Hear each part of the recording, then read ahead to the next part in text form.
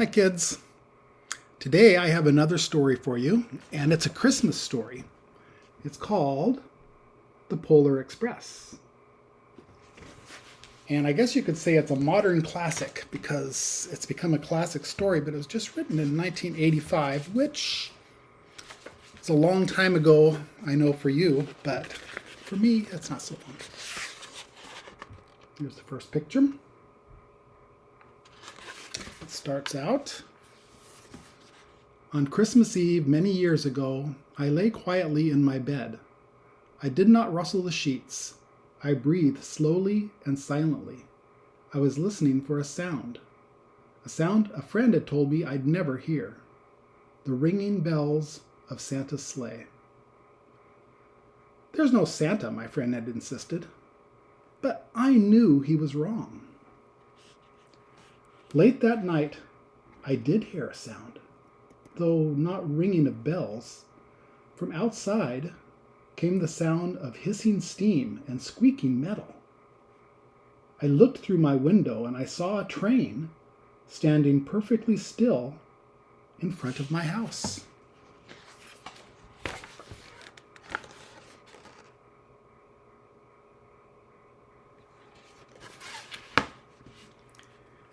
It was wrapped in an apron of steam. Snowflakes fell lightly around it. A conductor stood at the open door of one of the cars. He took a large pocket watch from his vest, then looked up to my window.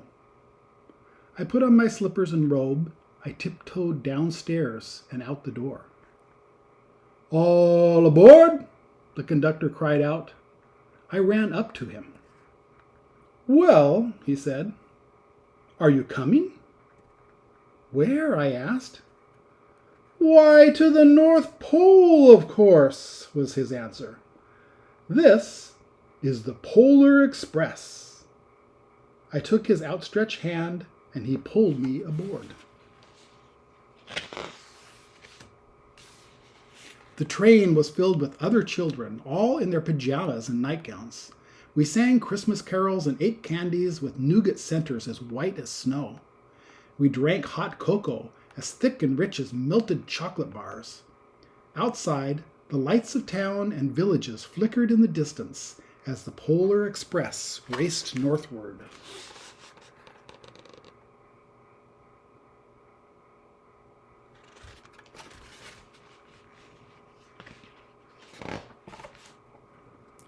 Soon there were no more lights to be seen.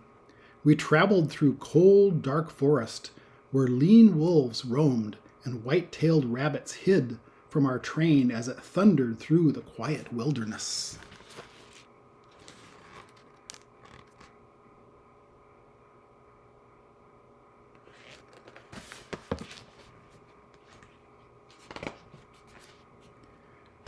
We climbed mountains so high it seemed as if we would scrape the moon. But the Polar Express never slowed down. Faster and faster we ran along, rolling over peaks and through valleys like a car on a roller coaster.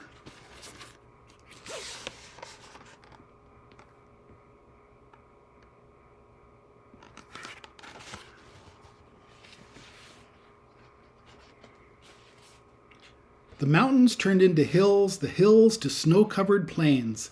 We crossed the barren desert of ice, the great polar ice cap. Lights appeared in the distance. They looked like the lights of a strange ocean liner sailing on a frozen sea. "There," the conductor said, "is the North Pole."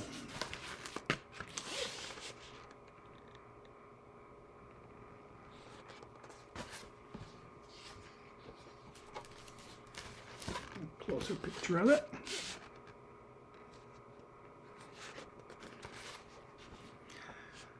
The North Pole. It was a huge city standing alone in the top of the world, filled with factories where every Christmas toy was made. At first, we saw no elves. "They are gathering at the center of the city," the conductor told us. "That is where Santa will give the first gift of Christmas." "Who receives the first gift?" we all asked. The conductor said, He will choose one of you.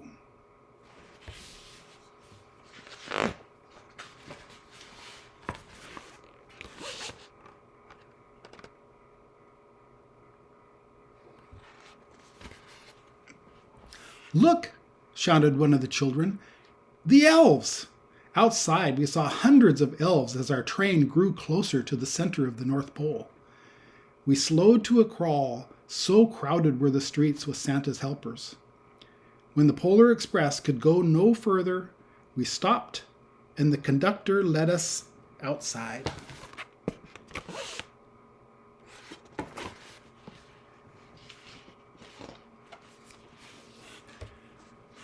We pressed through the crowd to the edge of the large open circle. In front of us stood Santa's sleigh. The reindeer were excited. They pranced and pranced, ringing the silver sleigh bells that hung from their harnesses. It was a magical sound, like nothing I'd ever heard. Across the circle, the elves moved apart, and Santa appeared. The elves cheered wildly.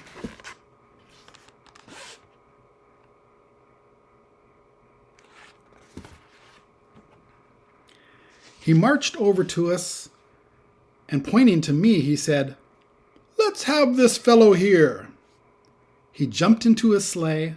The conductor handed me up. I sat on Santa's knee, and he asked, "Now, what would you like for Christmas?" I knew I could have any gift I could imagine, but the one thing I wanted most for Christmas was not inside Santa's giant bag. What I wanted more than anything was one silver bell from Santa's sleigh. When I asked, Santa smiled. He gave me a hug, and he told an elf to cut a bell from the reindeer's harness. The elf tossed it up to Santa. He stood, holding the bell high above him, and called out, "The first gift of Christmas!"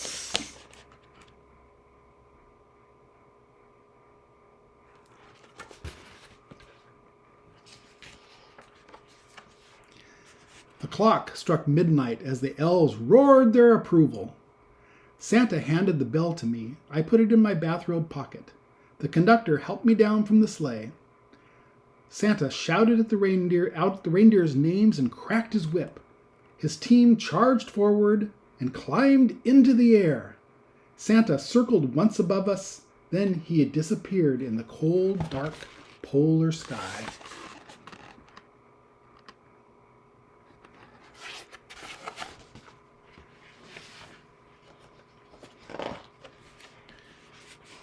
As soon as we were back inside the Polar Express, the other children asked to see the bell.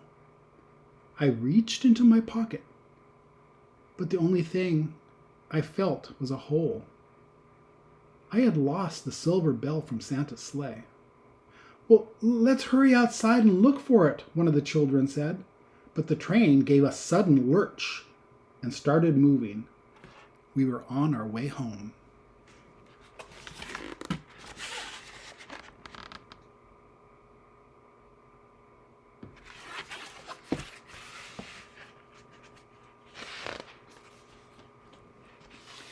It broke my heart to lose the bell. When the train reached my house, I sadly left the other children. I stood at my doorway and waved goodbye. The conductor said something from the moving train, but I couldn't hear him. "What?" I yelled out.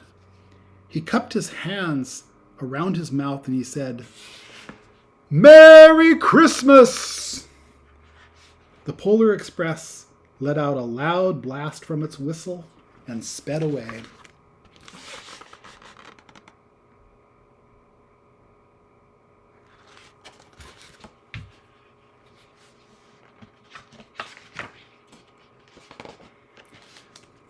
On Christmas morning, my little sister Sarah and I opened up our presents. When it looked as if everything had been unwrapped, Sarah found one last small box behind the tree. It had my name on it. Inside was the silver bell. There was a note. Found this on the seat next to my sleigh. Fix that hole in your pocket. Signed, Mr. C. I shook the bell. It made the most beautiful sound my sister and I had ever heard. But my mother said, "Oh, that's too bad." "Yes," said my father, "it's broken." When I'd shaken the bell, my parents had not heard a sound.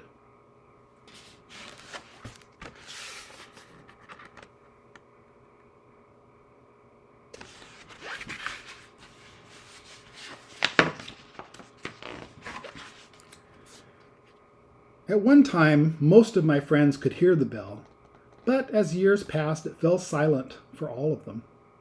Even Sarah found one Christmas she could no longer hear its sweet sound. Though I've grown old, the bell still rings for me, as it does for all who truly believe.